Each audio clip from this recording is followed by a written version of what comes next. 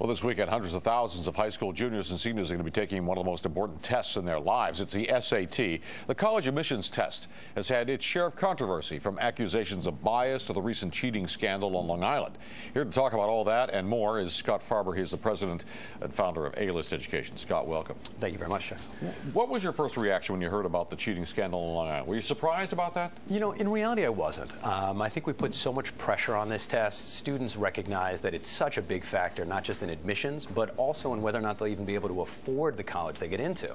SAT scores factor into merit-based scholarships and all the rest, and you take a look at a high-pressure community like Great Neck, even just the whole North Shore of Long Island, you've got a lot of students aiming at a few number of spots. Not surprisingly, those that think they could get a competitive edge might go a little bit further than we'd like. You know, it's always been assumed that money makes a big difference, whether it's hiring somebody to coach you for the test or whether it's outright cheating, hiring somebody to take the test for you. And the price wasn't cheap, by the way. It was a couple of $1,000 apparently to get this test taken. And not cheap, and really I think you hit on something so important. We don't have a level playing field for this test, and no matter how you look at it, having an advantage on this test can play huge into the future for many students. Even something as being able to afford a more expensive calculator on this test, the TI-89, the TI-85 that allow you to graph is a $150 calculator. Not every student can afford that. So even along the lines of money being able to buy access just to do well on the test, certainly putting somebody in the seat for you, definitely terrible. But across the board, we just don't make it a level playing field. No, it isn't. Can it be made a level playing field? You know, honestly, I think if the schools did more to bring SAT preparation inside the school day, which is what we do a lot of, we focus on institutional relationships. More than half our students actually are not paying a single dollar for preparation. Our friends at the Harlem Children's Zone, and we run specialized programs for youth and foster care, and schools inside the New York City Department of Education, that really allows a level playing field, because then you're really giving every student access to the same thing. Do you think schools are preparing students well enough for college as it is on any level, not just the tests? You know, honestly, I think the statistics are scary. You take a look at the recent reports out that say New York City high school seniors, of the ones that are graduating, only a third are really college ready.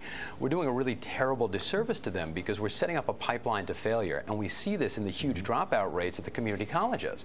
This happens here in New York City inside of the community college system. When you take a look at CUNY, we see some graduation rates that really are very unfortunate, because we're pushing students through. They're taking out loans to pay for credits that actually don't wind up qualifying towards graduation. And because we didn't adequately prepare them in high school, we've really dropped them on the door of colleges, destined to fail. When do you come into the game? When do you start working with students? You know, in truth, I'd like to start earlier rather than later. I think one of the biggest mistakes is that we think of this test as something that happens junior year. But the truth is, the skill sets that the SAT is looking for are fundamentally important, whether you're taking the SAT or just trying to perform well in high school or beyond. One of the things I point out to students is vocabulary is key, but students don't really enjoy reading. So we have to make sure that they're starting this earlier. You can't cram a dictionary down your throat the night before the SAT. Right, sure. One of the things that we developed is something called vocab videos, just to make it more accessible to students. They can watch video clips on their phone, on TV, through their computer, and this gives them a real advantage because we talk about it not just for the test, but because learning English is something you're going to use for the rest of your life. So what we'd really love to do is start talking to students in 9th and 10th grade to give them a heads up for what's coming, so that it doesn't become a cram session in the 2 months before the test. Best tip you've got for the students now who are going to be taking the test this weekend?